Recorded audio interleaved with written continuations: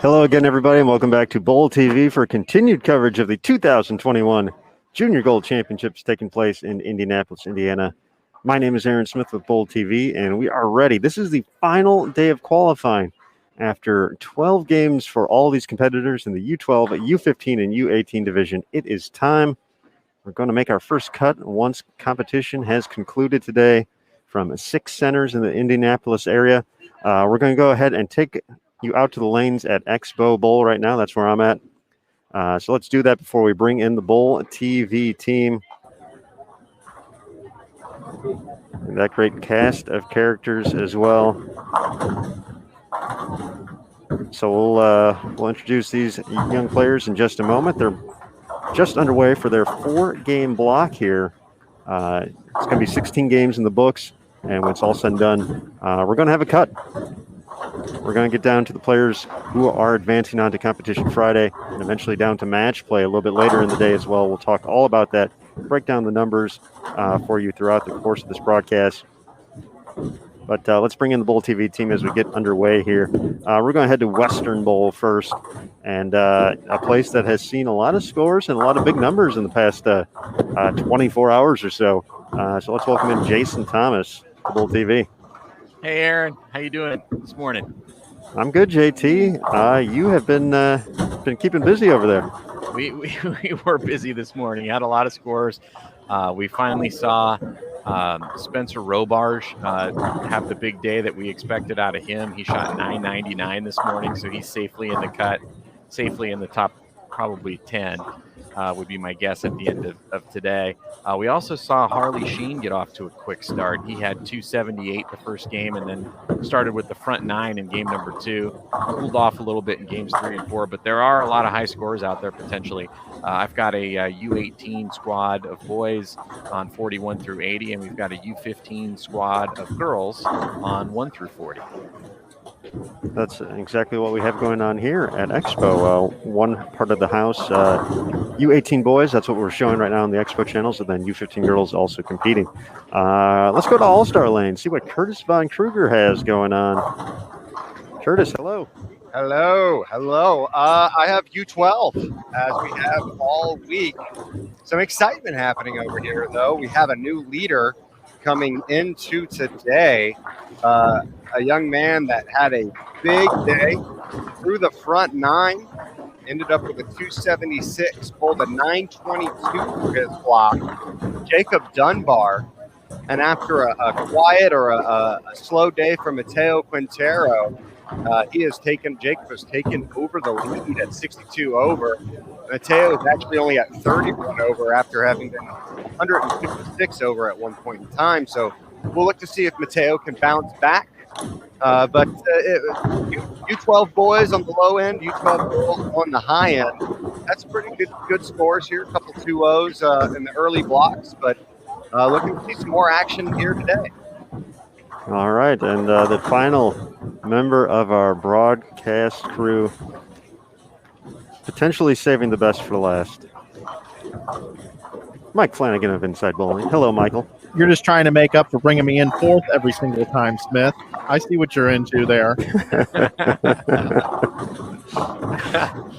Mike, how's it going over there? It's going wonderful. I've had a great morning. I actually went and got a haircut on the break, so I'm feeling really good. A couple pounds lighter. No, I can't tell. I appreciate that very much, Curtis. By the way, I think we should tell our Bowl TV family that today is Curtis's birthday, everybody. Yeah, Curtis's birthday. Happy birthday, buddy. Happy birthday, Curtis. I get the best birthday present I can imagine, a fun day of exciting bowling. It's going to be a good time. I hope they'll throw me some birthday strikes.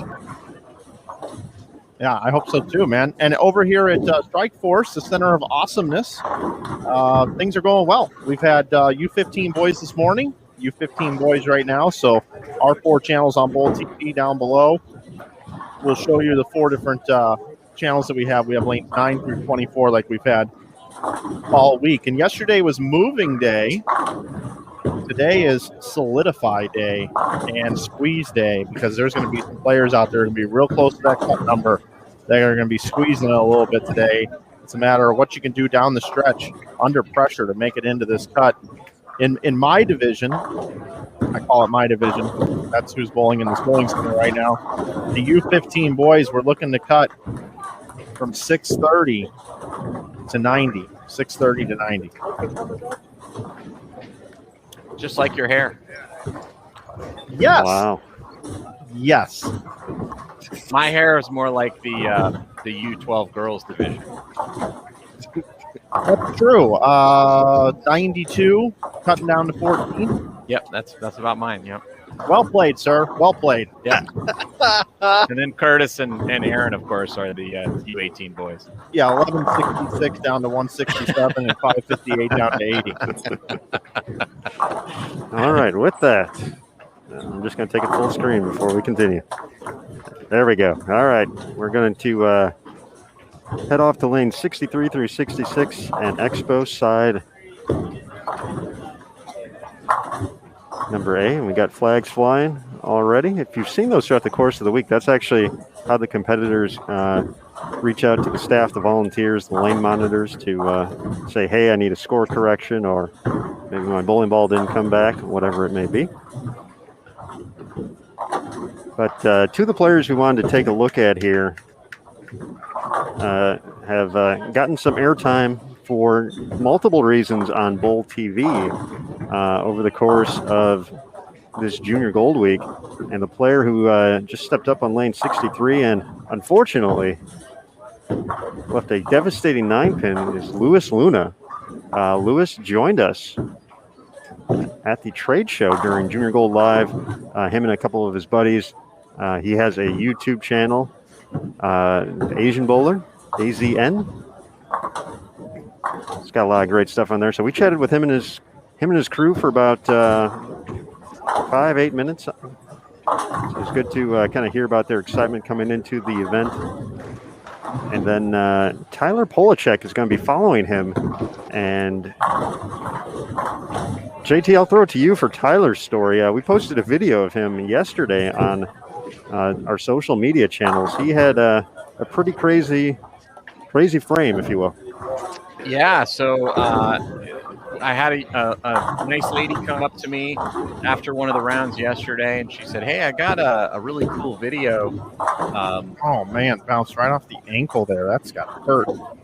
Yeah, that does hurt. I've done that many times myself. And I know Aaron McCarthy's had an issue with that on the PWBA tour, and those are You tough.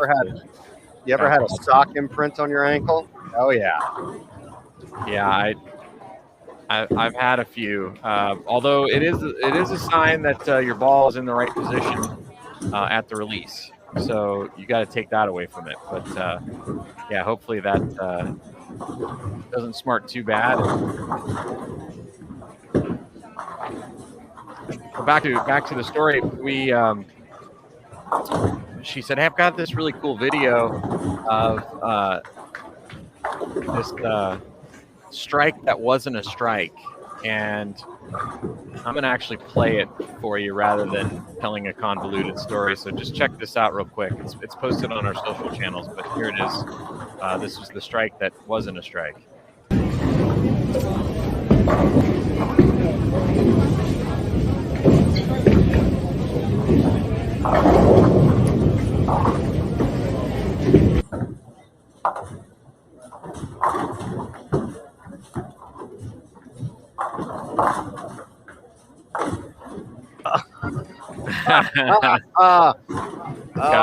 Gotta love the reaction. We're not laughing at him. We're laughing with him. That's a paintball on 2-pin, bounces off the sidewall and takes the 4-pin spot there. Those are kind of hurt. I feel like you throw a good shot. Yeah, I mean, you work, you grind it out. Lanes are difficult, and you finally throw one good, and that happens. So Tyler has gotten a couple hits here, 3 out of 4 to kick things off. Bowling can be a cruel, cruel sport.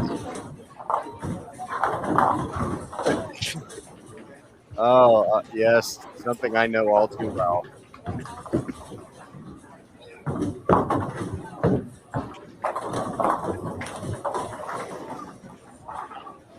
seen a lot of interesting things happening in videos posted to social. We had a Greek church picked up yesterday. We actually had a little mishap during practice. One young man, ball slipped out of his hand on his backswing, and the ball crashed into the ball return and went rolling, rolling a couple lanes over, and he slid had to slide to go pick it up. I was impressed with how quickly he was able to track the ball down and slide before it, did any more damage. But it's junior gold. Crazy things happen.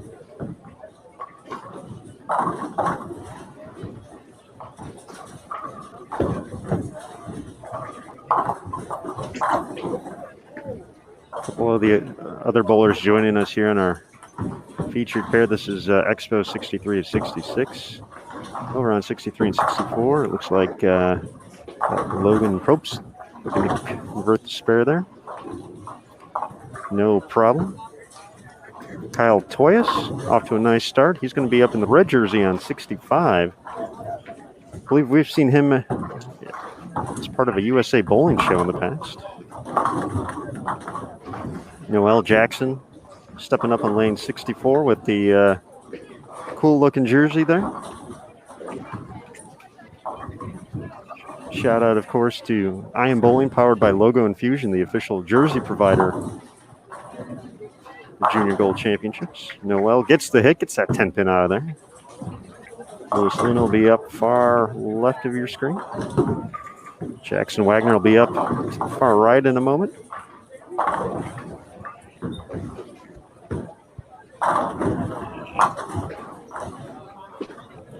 Alejandro stepping up on 64.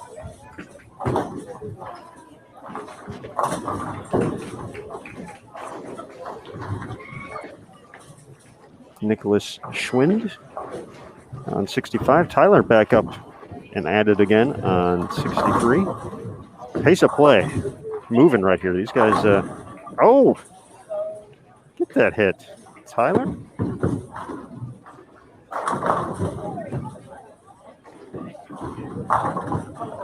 Alejandro Model Street. That's the last name there.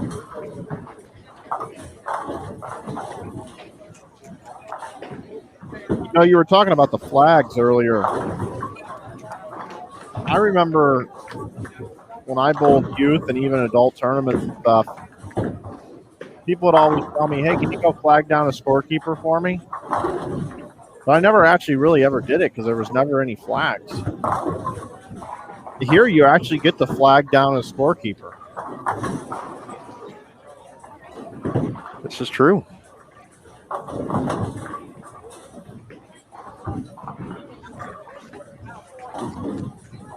Trenton Akunikis delivered off strike over on 63 and 64. Salvatore DeFrenza, the yellow and orange.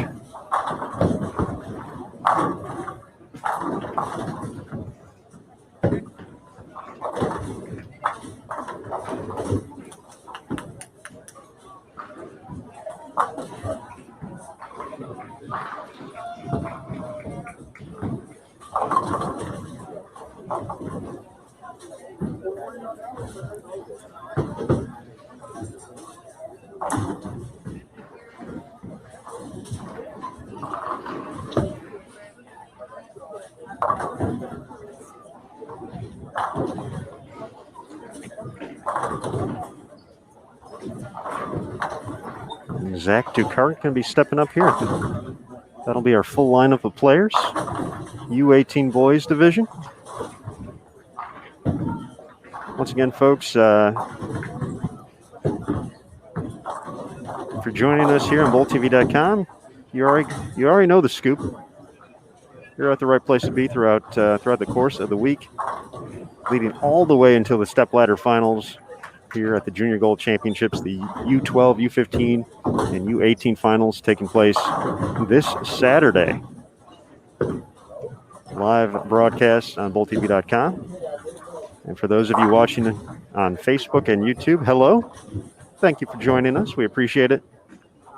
We will be live for game number 1 here before we send the feed exclusively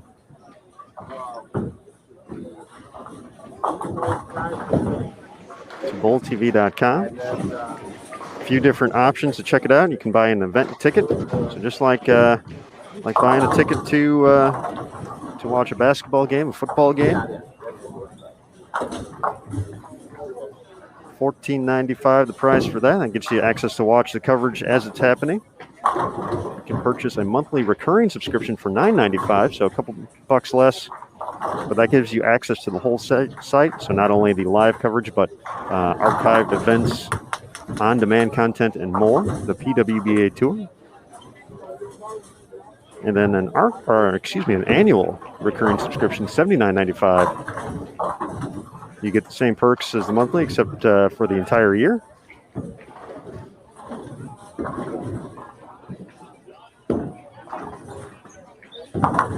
Transaction fees do apply at all price points. JT has a note for us here. He's saying we got some strikes on over at Western Bowl, the front six. So JT, we're going to throw it over there for a quick second. Take a look at the action. So everybody hang tight. We're making the move. And while we're doing that, I mentioned that practice mishap video. I'm going to play that, Aaron, just so people believe what my story.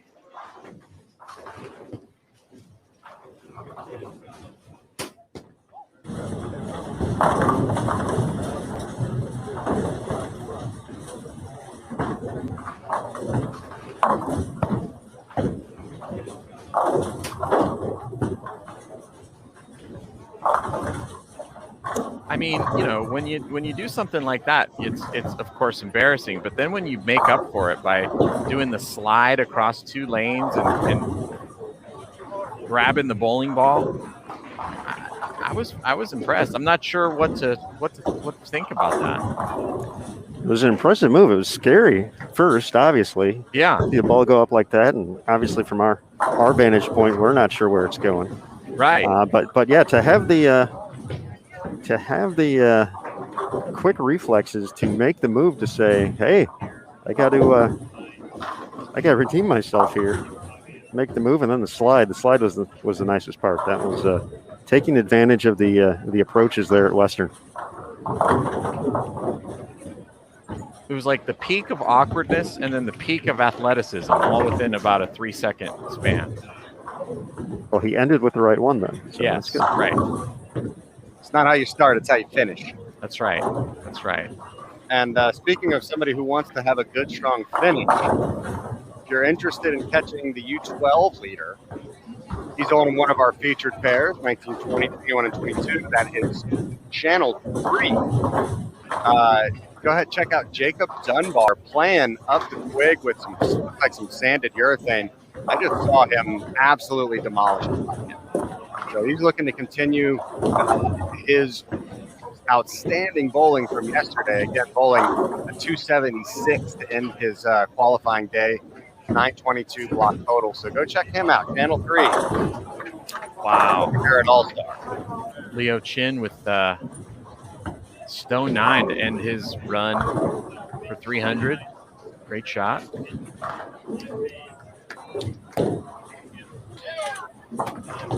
Yeah, now that that's over, Aaron, why don't we flip over to actually I will take care. What channel did you say that was, Curtis? It's going to be 21 and 22, so that is Channel 3 last I did. 21 and 22.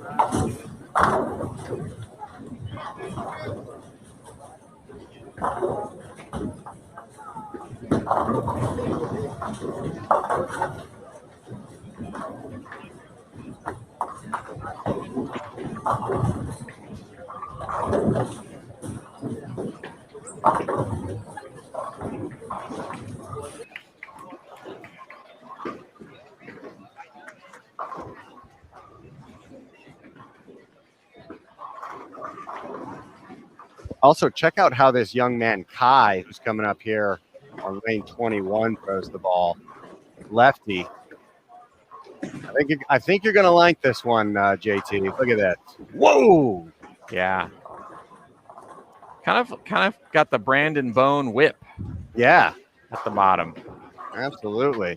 Put some power into that ball. Watch me whip. Watch me nay nay. Watch me whip, whip, whip. Watch me nay. There was Jacob right there. He's actually wearing a Stars and Stripes jersey. Kind of misses the head pin there, but strong two-hander. He had the crowd going yesterday. Obviously, the string 9 in a row here at Junior Gold is pretty incredible. Actually threw a really good shot in the first hit in the 10th and just kind of left a 4 pin, unfortunately, as he takes the 2 and the 4 off the 1.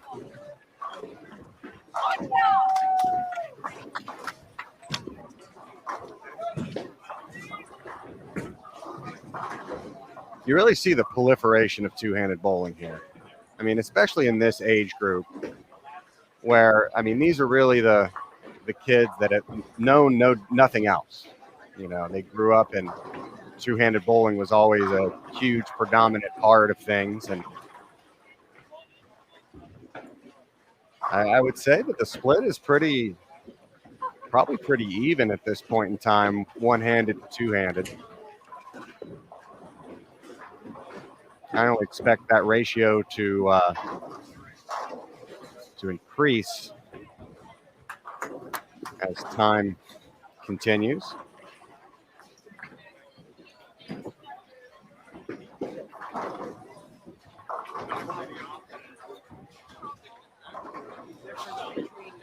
Uh-oh. Got a lane hanging bananas, as they like to say.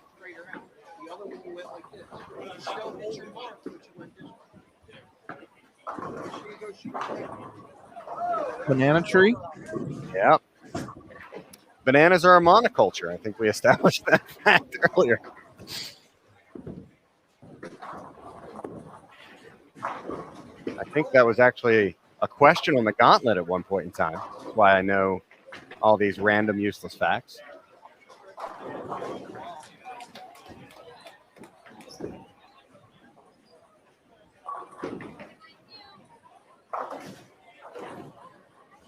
Nice 10-pin pick there by young guy in the blue shirt. We're going to see Jacob here. Get a good look at him coming up on lane 21.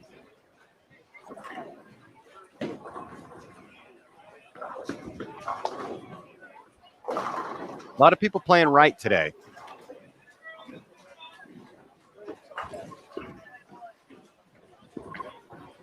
Yeah, that is the place to play for sure. I mentioned Harley Sheen get off to a quick start this morning, 270, and then in the front 9, he was playing way right. The edge of the lane, 1, 2, 3 is hooking a lot. So if you can just get yourself all the way over there, you really can't throw it to that spot. You can, but it's very difficult to pinpoint, where you want to get the ball. How early do you want to get the ball to that spot? It's very difficult to pinpoint that. But if you get your feet on top of it enough, then you have a little bit of room. Well, you saw Jacob just kind of carried the crossover there, and he got that ball going. He got that outside real quick, and it picked up the friction really fast, read that front part of the lane really fast, and just took off on it.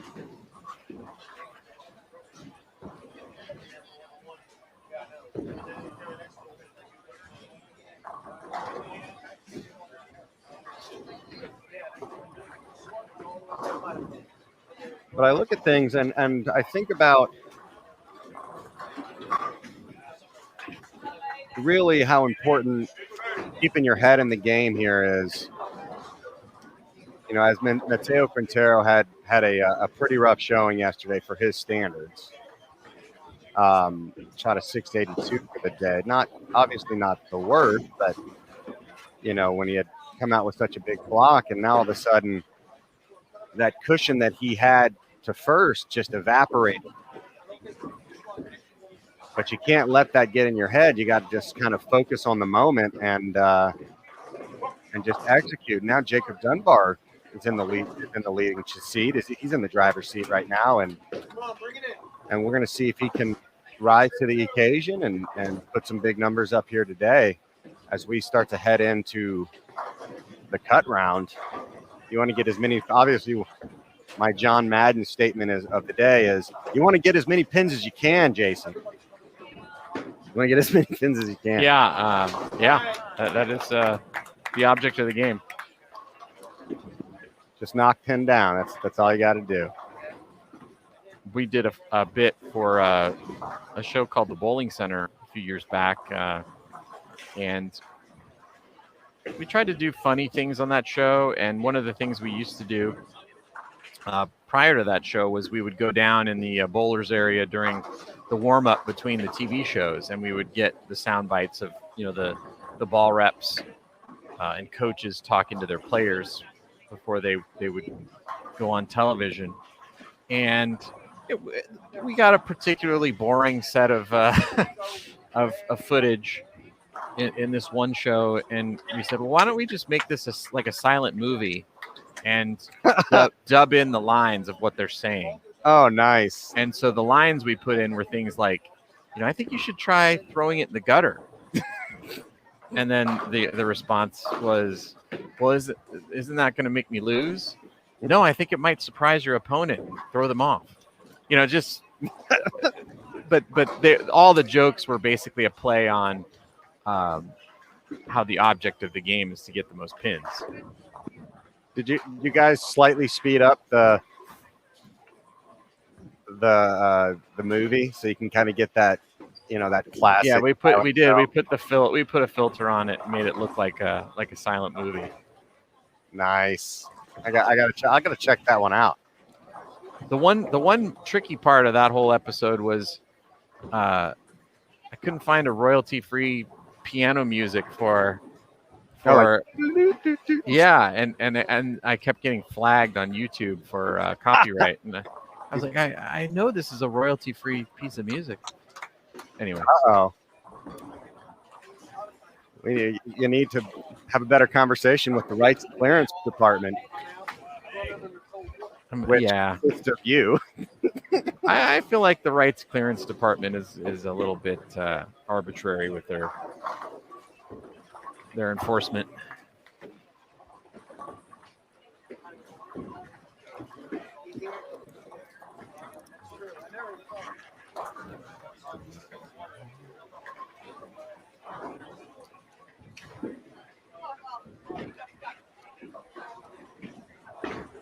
Kai, Mr. 300 coming up here on the left lane again.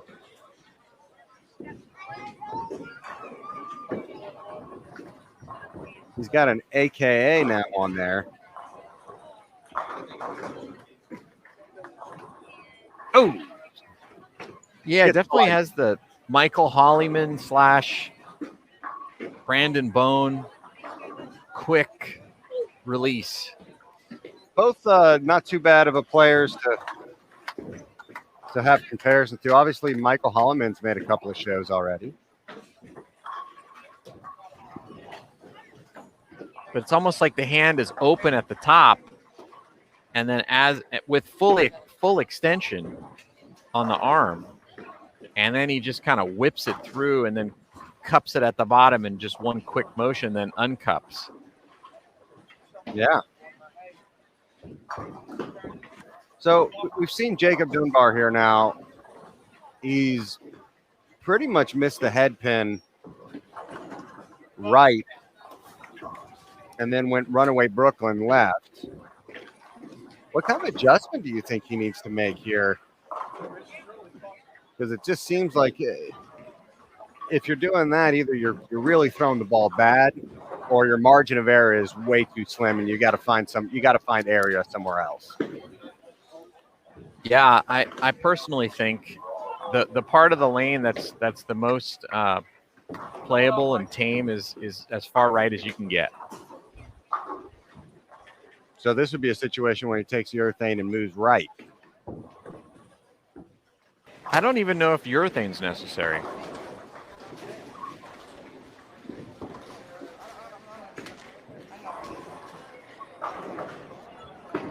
But this is where versatility comes in, and I think this is where the U12s, they have the most to learn, right? Absolutely. They're probably really good at doing something they like to do, and then when they're asked to have to do something a little different, they just haven't had the experience of having to bowl on enough patterns yet to understand. I have to make this move. I have to do this. So this is how you learn, though. It's what makes these tournaments so valuable. Just puts into stark focus your strengths, your weaknesses. It has a way of bringing those out into the forefront. Let's see how he does it here. And he just comes up a little high. Not a horrible shot. Maybe he can make the adjustment off of that one. Yeah, not a bad shot. It's just that he doesn't have a lot of room for error where he's playing. No, not at all. I mean, that one was pretty close, maybe just a touch in, and it goes a little too high to strike. And when you're in his position,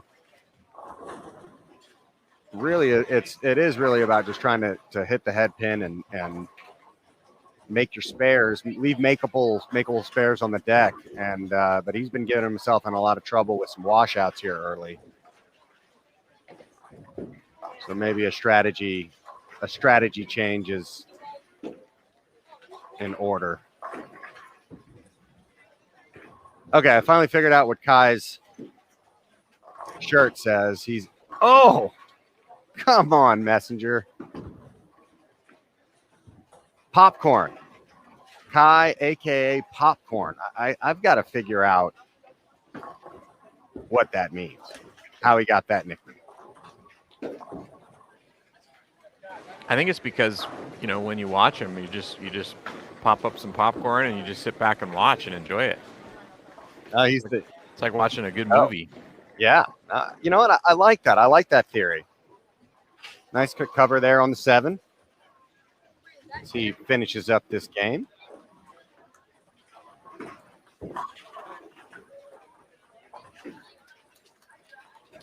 I like the front of his shirt. It says #TheVillage, and it has his whole family on it. Kind of a nod to community and family, and obviously that's something we like to talk about here on the show, that bowling is kind of a village and a community like that. So love that.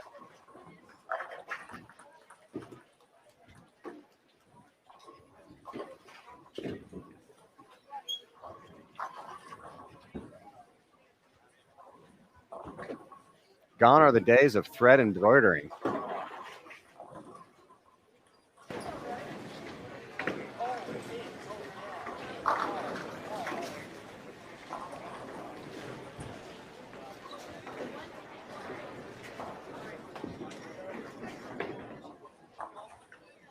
Wow. Looks like there's some major OB there in that center. Yeah.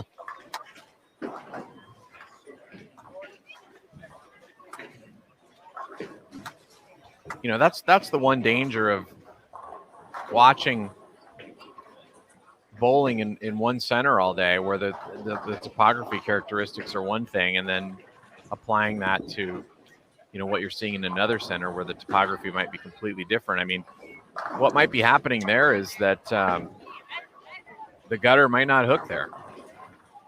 There are certain bowling centers and certain pairs within certain bowling centers where the gutter just doesn't hook.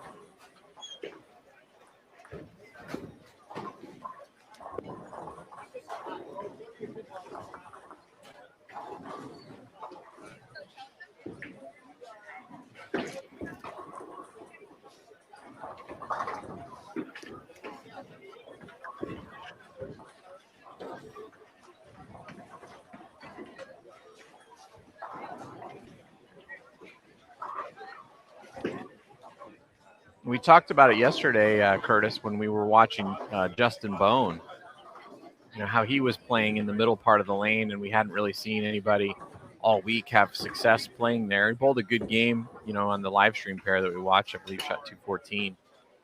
But as he moved across the house, as we mentioned, he had a hard time matching up because of all the traffic. And, consequently had a rough day. And he did okay. I think, he didn't shoot himself out of the tournament. He certainly well in position to make the top 16. But, there's a reason why when we watch this bowling all day, and believe me, we're watching a lot of bowling. If you don't see somebody having success from a certain part of the lane, it would take an extremely outstanding performance for somebody to overcome that.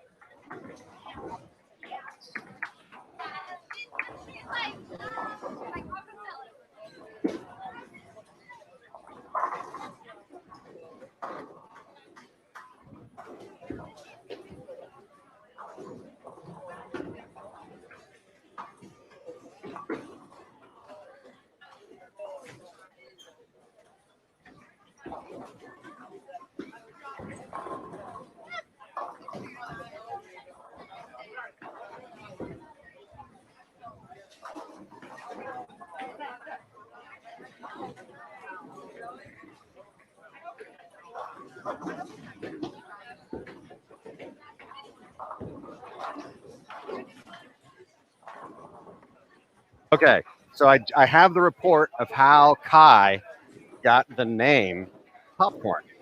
It was a good theory, JT, but it is not the case. Okay. He actually got the nickname at Junior Gold. Okay. In 2018, he had been eating some popcorn before the round and just shot the lights out. And so everybody was saying, hey, popcorn, it's giving you your superpower. And so hence the nickname Popcorn was born. Okay. Nice. Little Junior Gold tie in there. Plus, as he continues to get better, then it can evolve into that other my theory. You know what? Yeah. Actually, I already grab a bag of popcorn watching him bowl. Oh, yeah. I love the way he throws the ball. And we were talking earlier, this is the time where you put in your lumps, you see different shots, you see different patterns, you realize, oh, wait, I need to learn how to do this, I need to learn how to do that. And if you take it seriously enough, a kid that throws the ball like that at such a young age, the sky's the limit for him.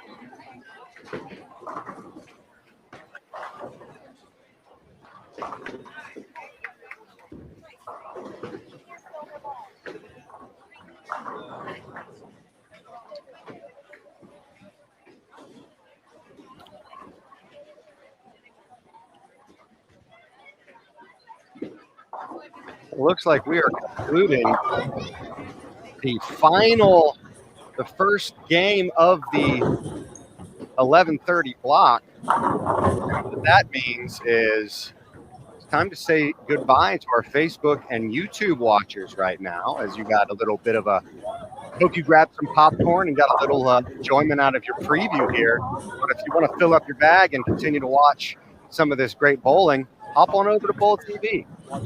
Hop on over to Bowl TV, grab yourself an event pass or a subscription, and continue to watch these young competitors compete for their tournament life. And today is the first day of cuts we will be making at the conclusion of today. So we'll say goodbye to Facebook and YouTube, and hopefully we'll see you on Bowl TV. Drop in, leave some comments in the comments section, you know, and we'll see you soon on Bowl TV, where, hey, guess what? Bowling lives here.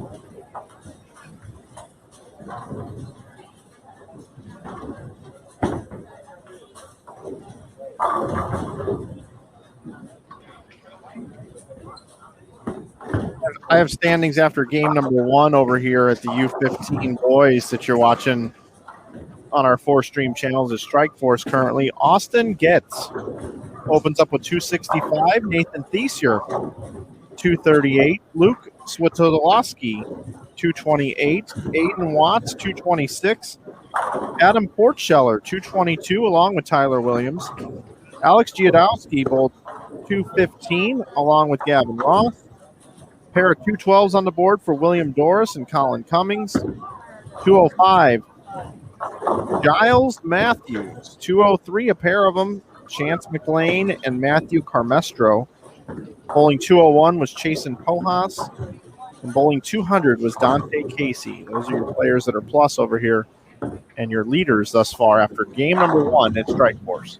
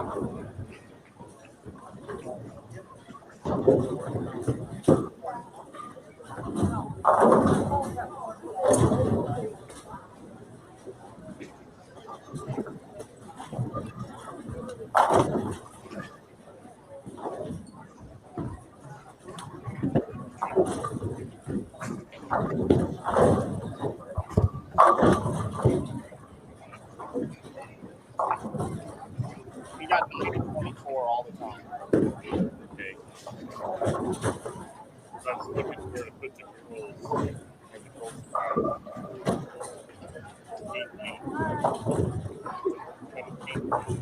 924. So for me, the closer it is up here, the better. we got the guys 3 to 16. Okay. Down there. All of them.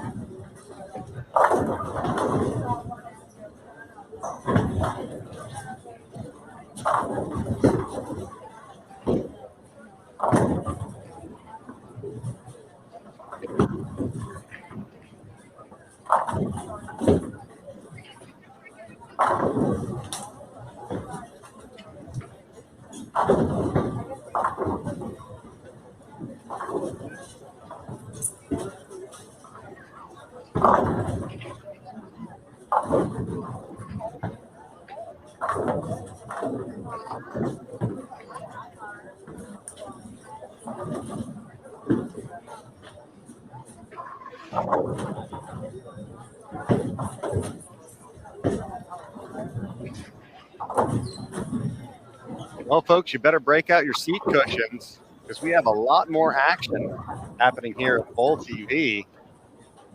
Better grab a seat, get comfortable, grab some popcorn. We're riding this thing out until after our 8:30 block, and then we make our first cut.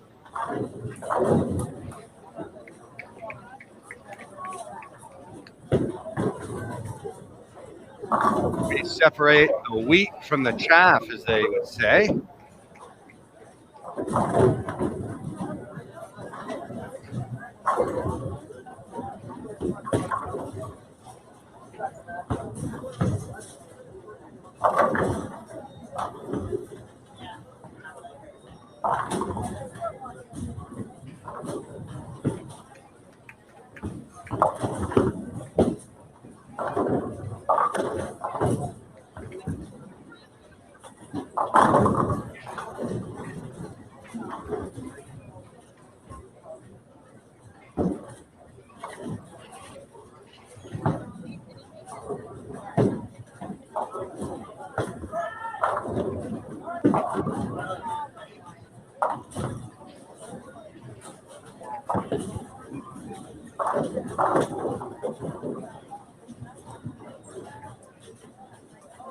So, guys, I find something very interesting.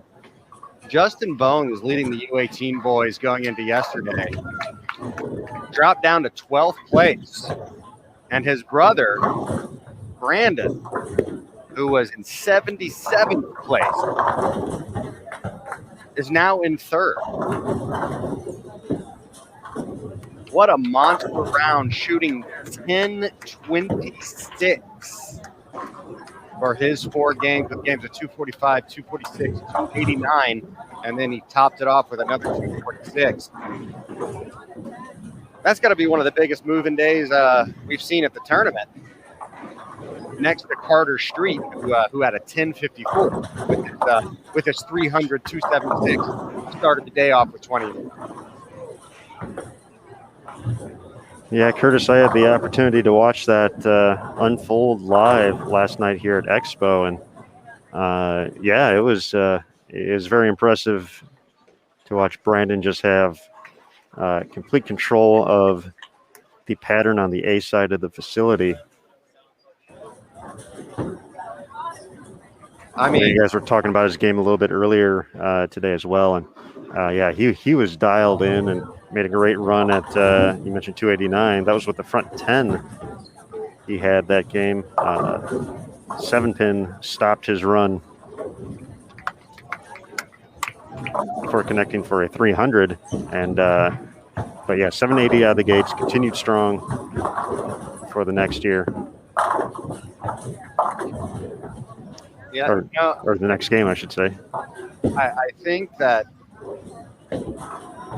I think this is all planned by Justin Grant.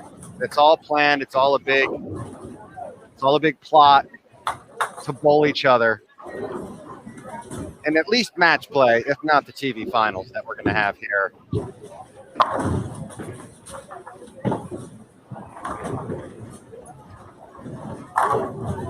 I think I know what his key to success was, though. His true key to success to that big number yesterday, Curtis.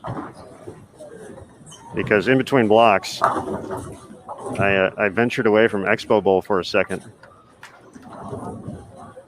to go get some food. How dare you? And who do I see in Chipotle but Brandon Bone?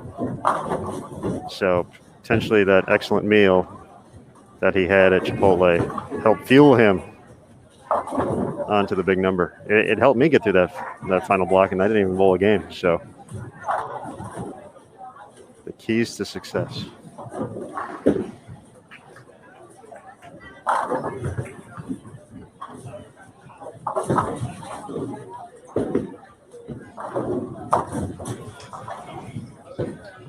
Oh yeah, get a burrito bowl, fill your bowl with some steak and protein, and call it around.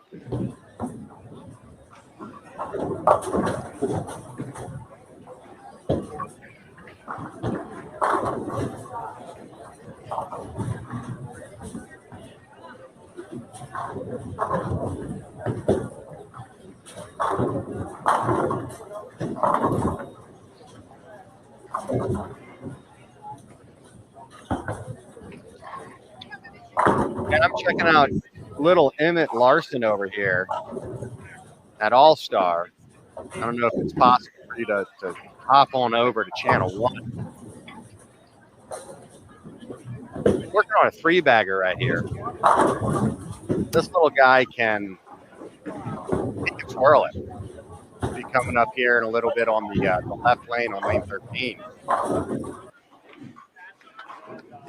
I like the cut of his jib, if you know what I'm saying.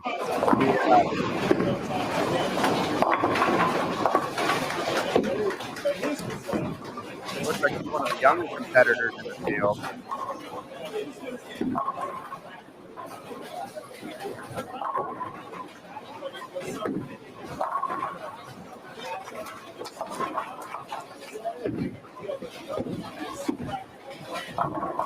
Look at that power. Come on, pick up. Oh, all right. 2-8-10 there. Again, I feel like I black cloud everybody. I'm just going to stop saying people's names.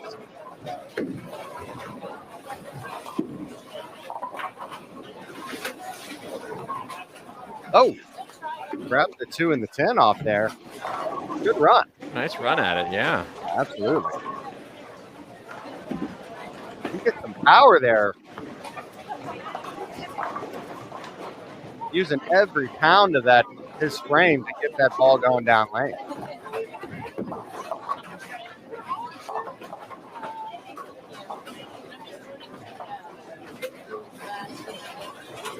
All right.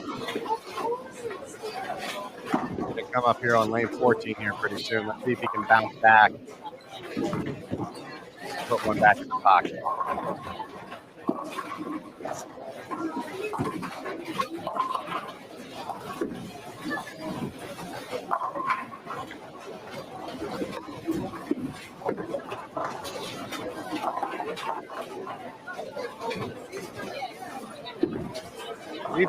He runs up the line. Hit. All right, a little high.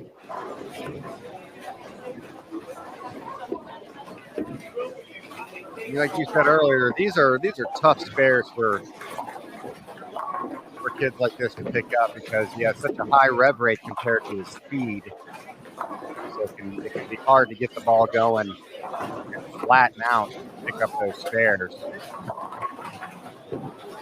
See how he attempts this. Come on, hook up. All right.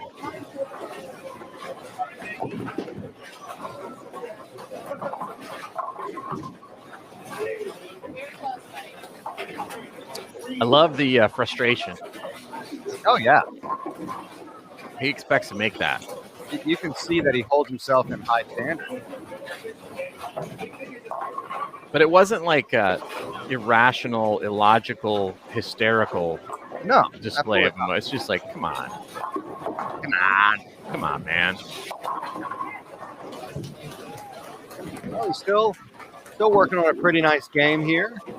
114 in the sixth frame. See how he can close this out. I'll tell you, I really like the game of Guevara here.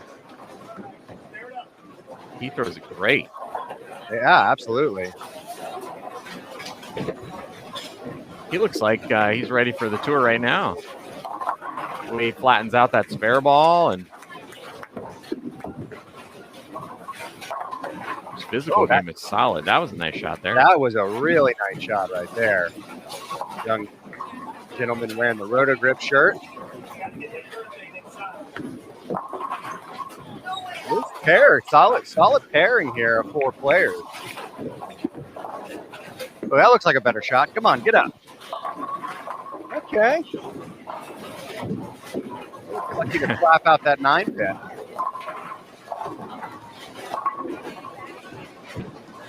Oh, another 9-pin falls out of the 4-9 here on the lane right to the left.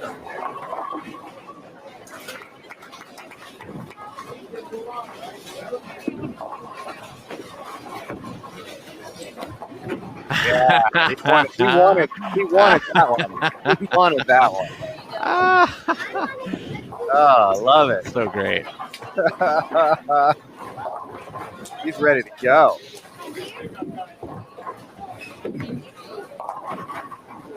See how he can borrow.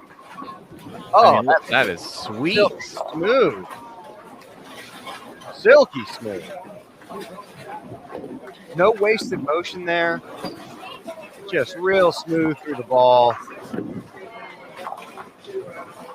That's a nice business game. Let's see where he is currently seated.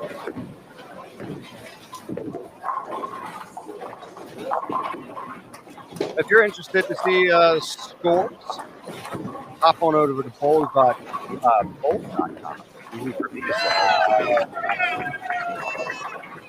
Oh, come on. I love the reaction. I love it. He puts his hands up on his head. I'm hitting the pocket. What do you want me to do? I don't sing and dance. Come on. Let's see. Come on. Make a run at it. Make a run at it. Oh, come on. Yeah. Ooh. Yeah. That was incredible. That was amazing.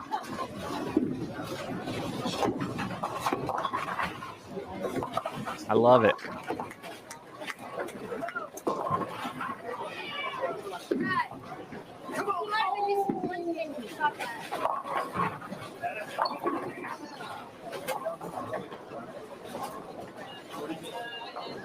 Wow.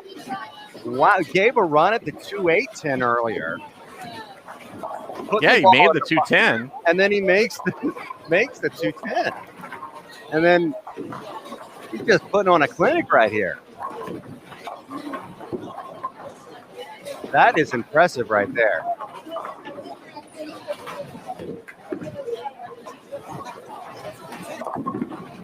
Emmett Larson.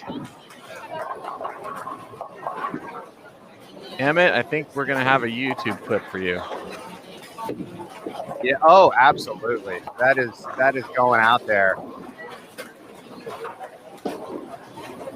And he's right into the pocket. I mean, it's not like he's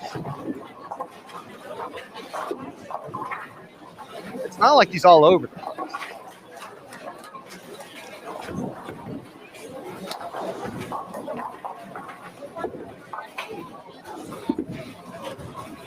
Another decent shot right there. A little high, but you can see the building blocks are there for little Emmett.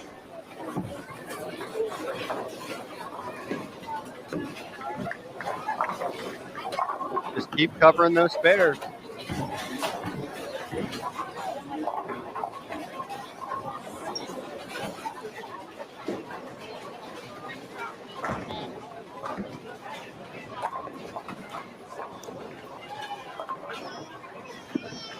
I got so excited here. Oh man! A few people were here. Were like, "What's going on? Where's the front nine?"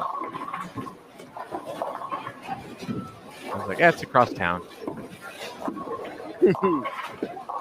Let's see if Guevara, who's actually sitting here, he's in 23rd place right now, Emmanuel.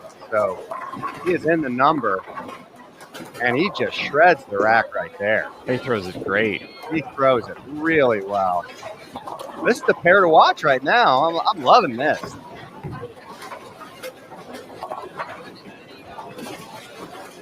Nice sampling of the talent here at Junior Gold.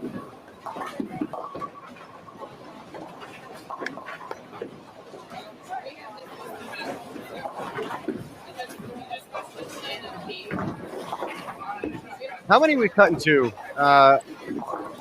in the U12 division again? Let me get that pulled up for you.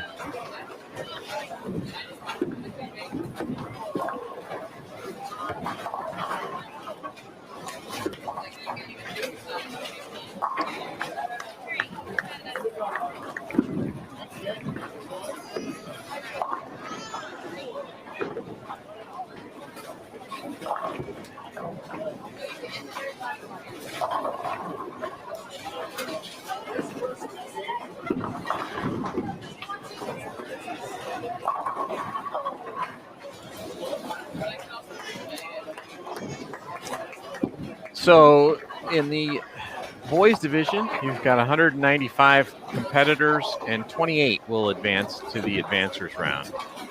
Okay. So Emmanuel Rivera, he is in the cut right now at 23. So, but he doesn't have much margin for error. No. He is bowling for his tournament life, but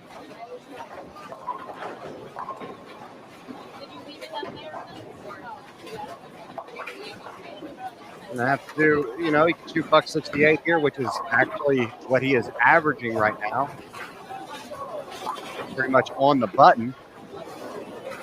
But give this young man a few more years and he continues to develop his spare game and gets a little more versatility. I mean, that physical game is pretty to watch. Yeah, I mean, I think for him, it's just a matter of lane play. Yeah, absolutely. And it can be hard. A lot of these kids got into bowling and their parent, I was lucky. I had parents who bowled. A lot of these kids, I've talked to their parents and I said, hey, so did you bowl? And they're like, no, we never bowled a day in our lives. I was actually talking to Mateo Quintero's dad, and I talked to him, and I said, hey, so how did you guys get into this? And he was like, well, we had a summer bowling program, a free bowling program for kids, and you know how they do that across the country for a lot of those kids here in the summer. They get to bowl 3 games or whatever free, and they took Mateo over there, and he just got him. He just hooked him right in, and you see a lot of them. So, all of a sudden, these parents become bowling parents, and they're having to learn all this stuff, and so a lot of that knowledge ends up coming from YouTube, but it is so important. Obviously the information you can find out on the internet is great, but it's so nice to be able to put it into the context of your game. And that's where having a certified coach really comes in handy. Yeah, it reminds me of the movie Finding Bobby Fischer, where, there's couple that they have a young son and he turns out to be a chess prodigy. Absolutely, based on his sport. Yeah, and his dad takes him to his first tournament, and all the other parents, they're chess people, and they know all the lingo and the terminology, and they're asking him what his ranking is, and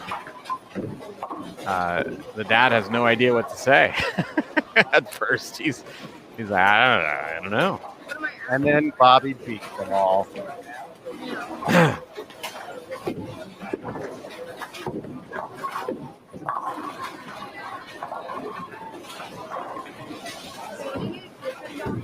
This is how nerdy I am. I like watching chess.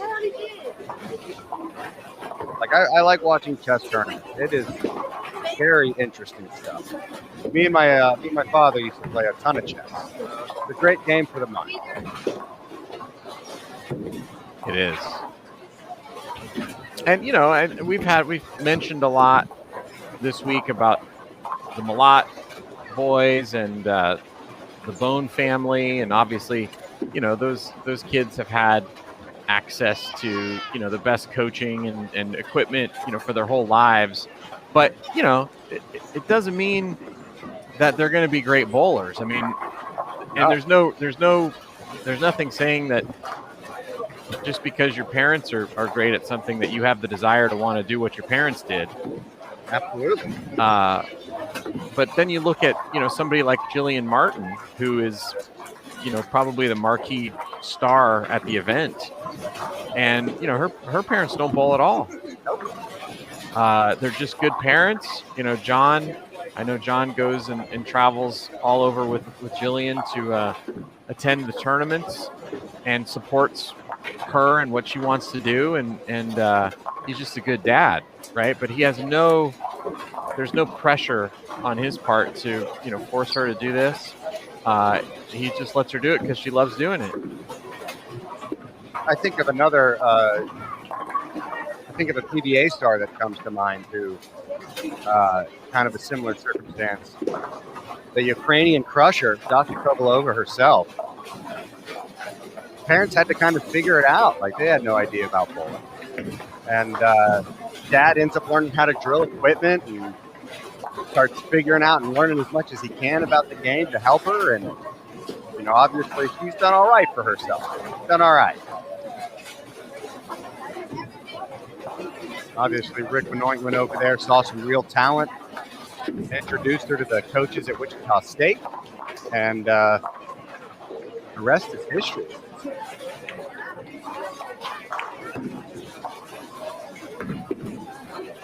Yeah, this last stretch of the PWBA Tour is going to be fun to watch. That Player of the Year race right now. Player of the Year race is unbelievably tight, and the Rookie of the Year race is just as good.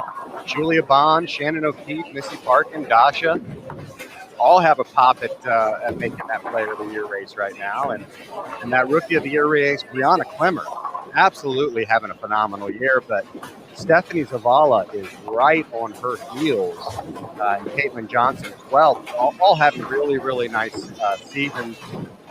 Maria Balanova and Alexis and I are also up there. But I really feel like at this point it's a two-bowler race with Brianna and Stephanie.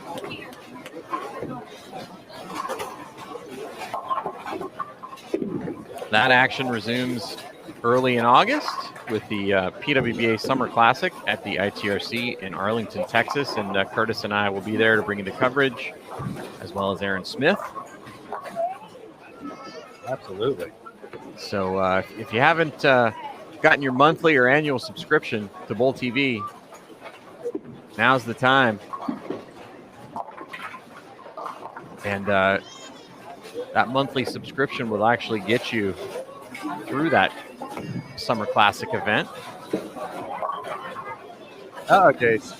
You know what time it is? What Popcorn time. Popcorn time. There we go. Guys coming back on the stream here. Get another look at this young man's physical game. Ah, man. That's just... Oh, come on, Carrie. Come on.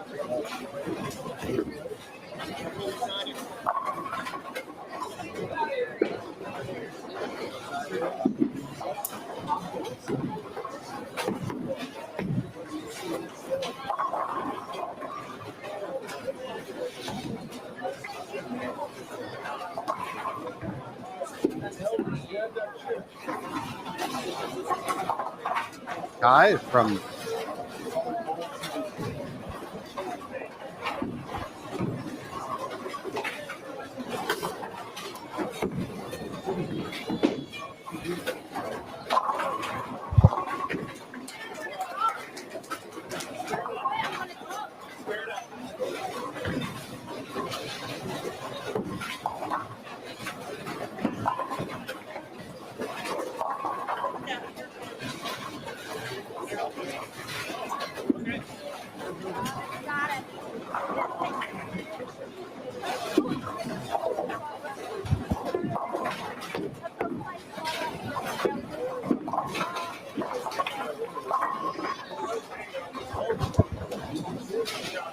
Kai's brother from Maplewood, New Jersey, sitting in 6th place right now.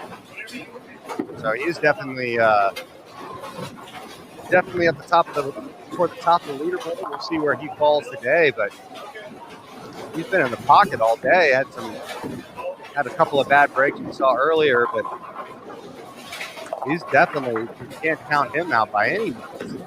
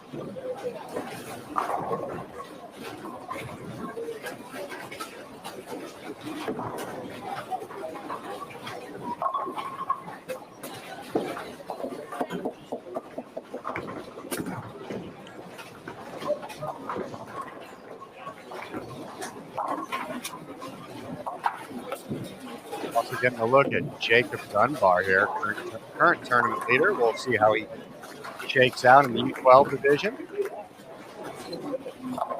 Strong pairing here. A couple of the heavyweights here in the U12 division. They're looking a little tricky over there, though. They are. They seem to be playing pretty flat right now with these young men. And that's troublesome. You know, you can see that they throw what they think is a really good shot. And it's just either not coming up or it's hooking too much. And so a little bit of what they would say is an over-under for them. And I mean, it has been providing a lot of challenge for these bowlers.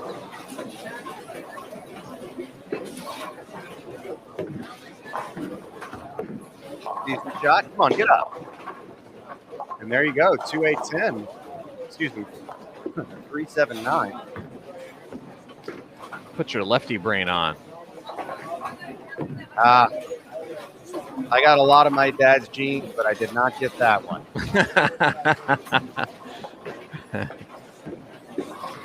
Yeah, but I mean, right there is a perfect example. I mean, he let that go and he thought it was a pretty decent shot. I thought it was a pretty decent shot. It just waggled down lane a bit. It just looks like at All-Star, the gutter doesn't hook like it does over here at Western, and I think what we're seeing at Expo as well. No, I absolutely agree.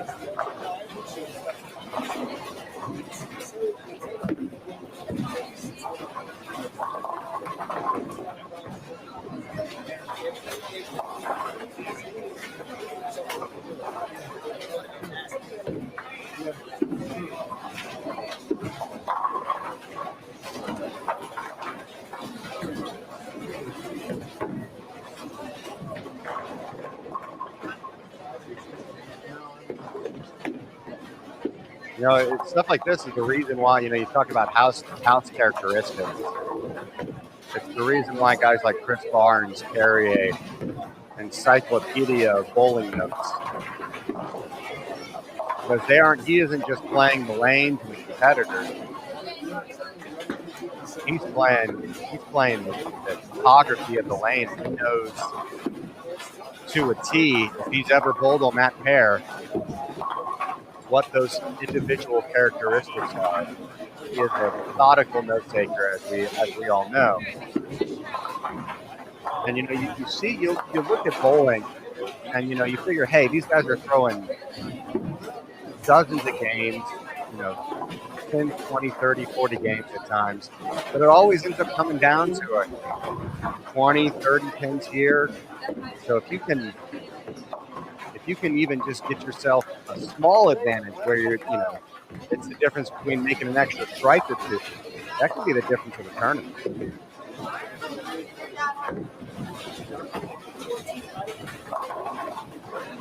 Yeah, when I did Chris Barnes' Hall of Fame video, you have to try to figure out what a player's legacy is, right? And I think that's going to be Chris Barnes' legacy. Is he kind of ushered in the age of having to do your homework and learn all about the equipment and learn all about oil patterns, and he really raised the bar on the PBA tour for the rest of the players to have to learn all those things in order to be competitive. And now, we see the kids, they just learn these things, from the get-go. They all have notebooks and they're writing stuff down. But, it's so funny. You talk to Chris, and it's something that he kind of transposed. Obviously, a lot of you guys know he was a world-class putt player. Or mini golf. I forget the particular vernacular for him. But it was something that he did for that as well, where he knew if he hit this particular green or hit this particular bumper on a course, that it was going to do something this way or that way. And it just shows you the detail orientation that he has and just kind of the way his mind works. And obviously, he's one of the best that's ever played the game. Yeah, and it's not as obvious, right? I mean, like, you look at Jason Belmonte, right? And it's obvious what his impact has been on the game, because you go here and you say, oh my gosh, half the field wants throws the ball like Jason Belmonte now.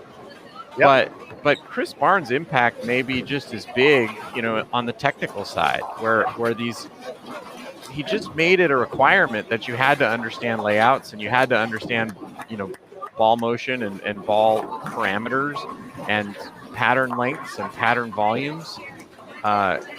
He forced everybody to have to learn that. And because he forced everybody to learn that, now everybody who ever wants to be good at the sport's going to have to learn it too. Yeah. It's like, let's see. Come on, Kai. Oh, there you go. That's a nice shot for the wheat. No, absolutely. And it's just like any other sport where you have these paradigm shifts and the way the game is played, kind of think of him, think of it kind of like the Steph Curry, where, all of a sudden probabilities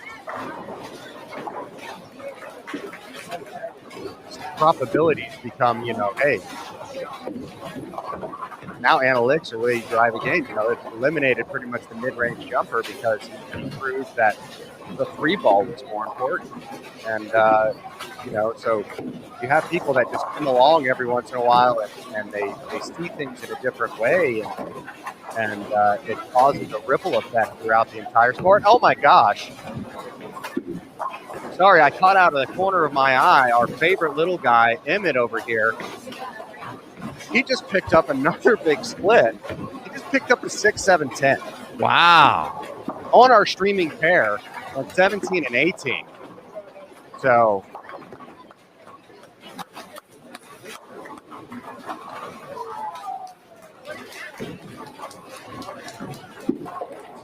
talk about some impressive shooting. That just interrupted me mid-thought because he slapped it out and gave him one of those, like, Russell Crowe, are you not entertained? Yeah. Kind of. That's awesome. Emotes. It's so good. Well, I'm glad he did it because I'm certainly going to put the 410 out on social after this. But now I think I'm going to back it up with that because I think, even though I don't know how old is Emmett? 8 or 9? I mean, he can't be any older than 8 or 9. Yeah. So even though he's 8 or 9, there's going to be some troll on the internet who says, oh, it was just a lucky shot. No. Right? I mean, no. 8-year-olds are not protected from trolls, unfortunately, on the internet. So what I'm going to do to try to troll-proof that video is I'm going to put the 6, 7, 10 on the back end just so that you know it's not a fluke, Oh, absolutely. right? Hey, if you thought that was just a lucky shot, check this one out. Yeah. And it sounds like his reaction is going to be perfect. Yeah, Any gets- questions? Yeah. I love it. I absolutely love it.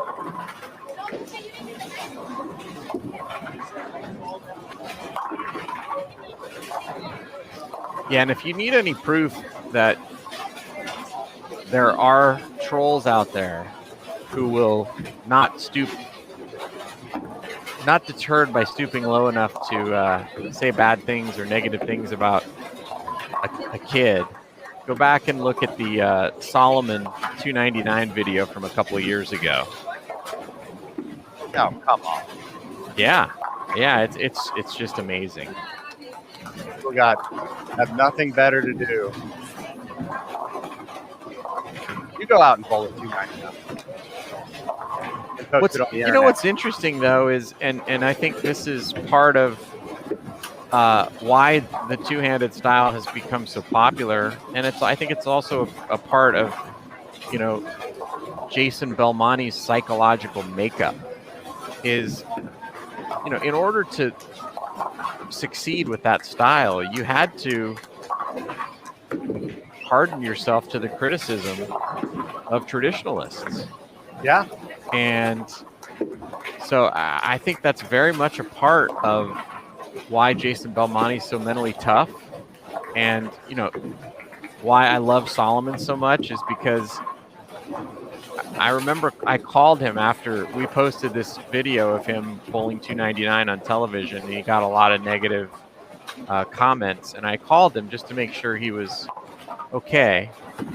I mean, because he was 14 years old, right? And you've got people saying nasty things about him on the internet because he did something great.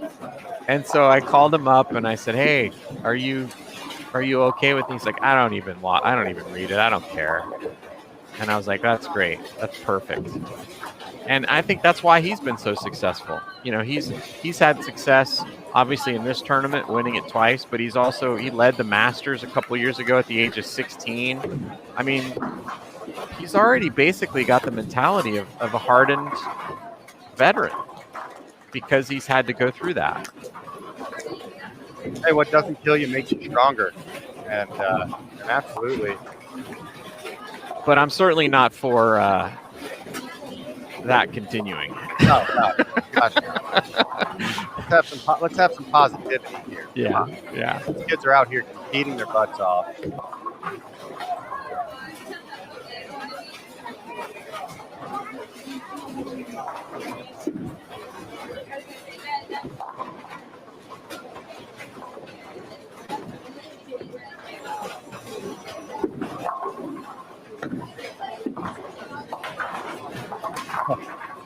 Oh, a little Emmett just stuffed one in the pocket there, the first shot in the 10.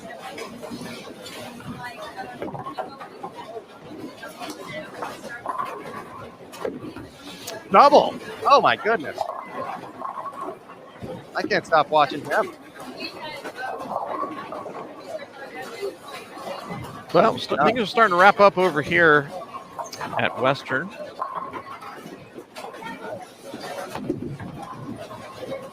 U15 girls are finishing up their final round of qualifying on squad 2 here.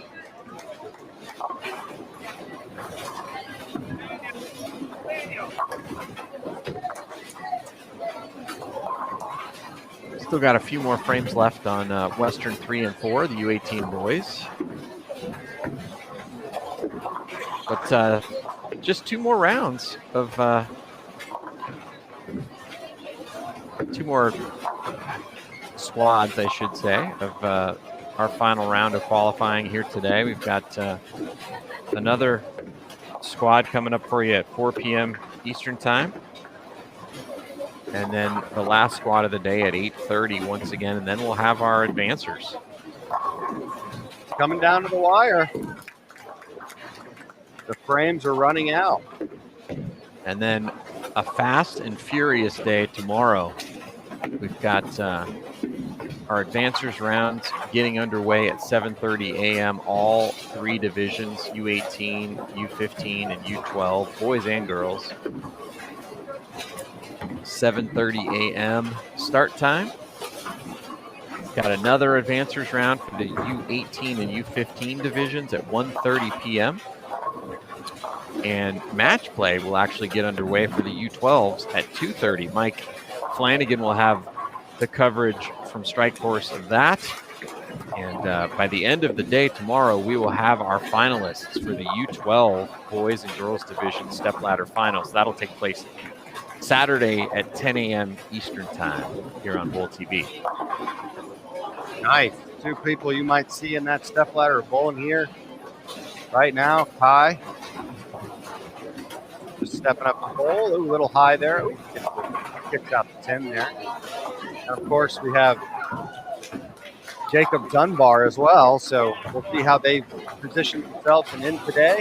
Oh.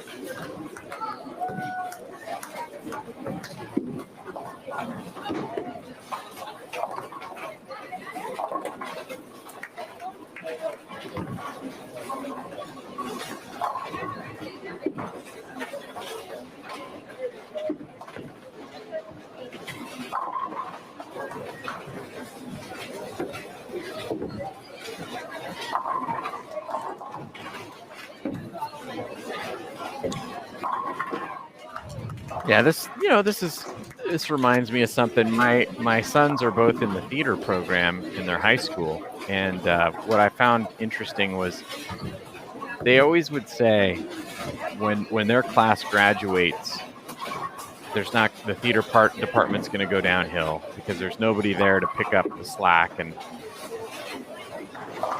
carry on the tradition. And then the next year we have this whole new group of kids that are talented, and you said, where do they come from?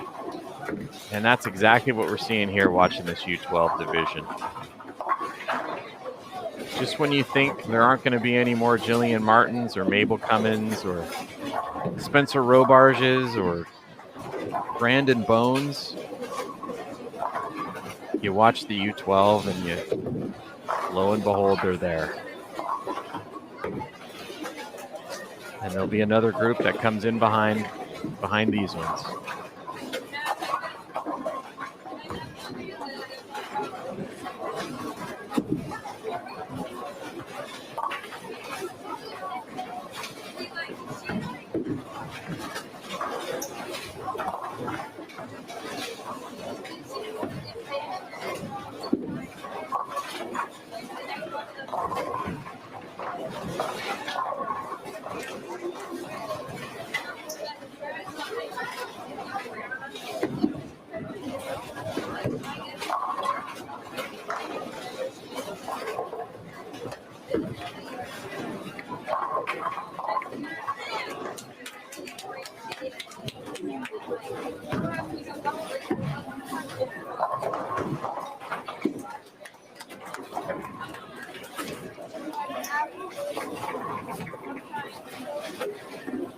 All right, just a couple more shots here in the U12 division, and we'll sign off from our main channel. Again, we've got more coverage coming for you at 4 p.m. Eastern time. We've still got a few other channels that will be going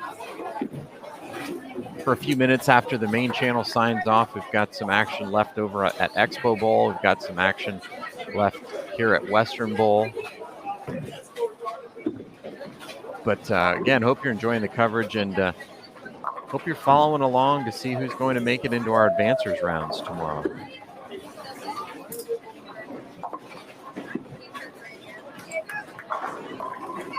Jacob Dunbar carries the Brooklyn for a double.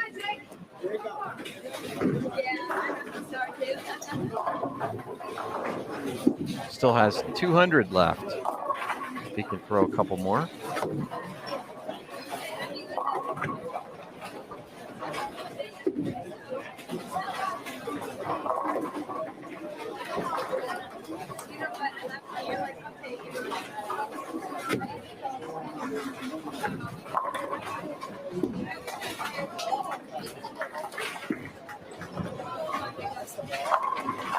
Oh, man, that's not fair.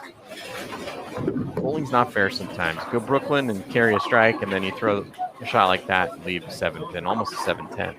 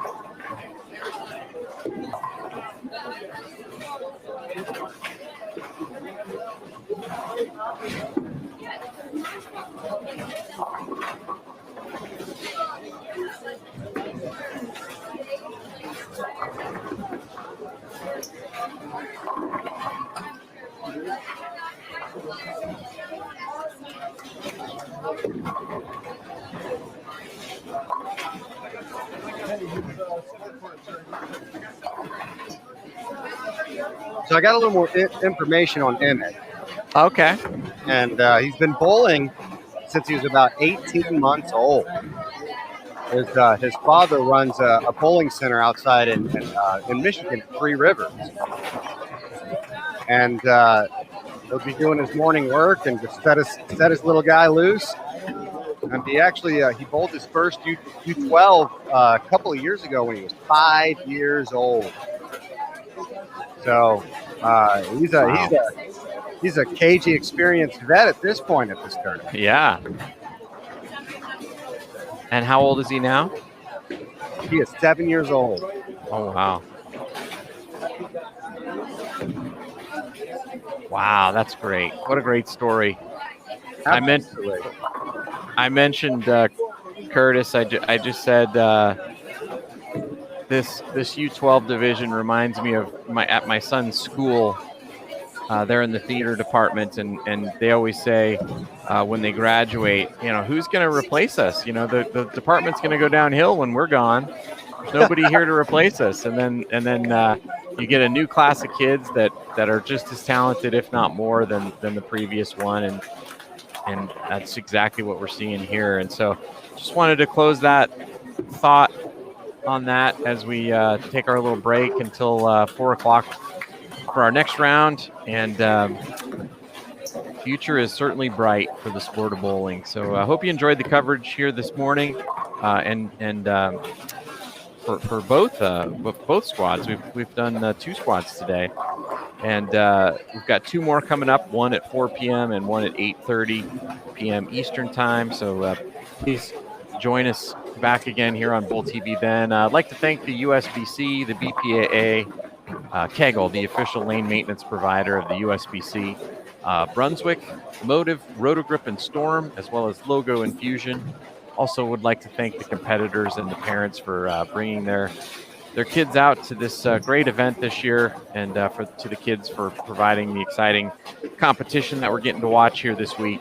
I'd also like to thank the Bowl TV community. We couldn't bring you this coverage without your support of the community. Hope you're enjoying it, and we will see you again here on Bowl TV in a couple hours for Curtis Von Kruger, Mike Flanagan, Aaron Smith. I'm Jason Thomas, and on Bowl TV, bowling lives here.